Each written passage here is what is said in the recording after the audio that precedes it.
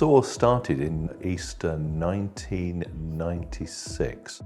It came from something that God was really laying on my heart to go out into the surrounding area, and one of the best ways of reaching out to any neighbourhood, any community, is to work in the schools. And I felt God was sort of giving me the vision, the heart to help churches to engage with their local school in all sorts of different ways. So I've been working here for 20 years, and I think Keith must have started either just about the same time as I did or just before. I think it was about 23 years now, so a long time. And whenever it's a Keith Monroe assembly, you know, the children, you can hear that, oh, it's Keith Monroe coming in today. It's always nice. I think the current schooling system is a difficult place potentially to share the gospel. I think it's a lot more restrictive compared to 20 years ago, and I think as Christians people are very scared sometimes to share what they believe. But it is incredible how deeply children think about life and ultimate questions.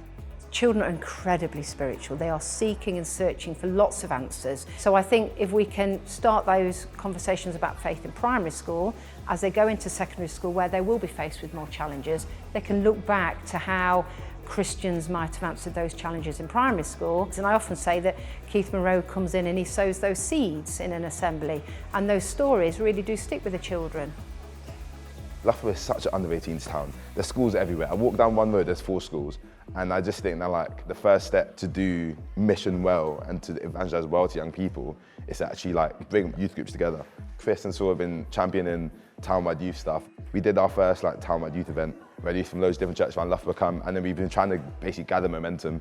So we have like another town-wide day coming up, which should be great fun. We're going to be playing games, we're going to be connecting with the young people, we're going to create the chance for them to meet people from their schools.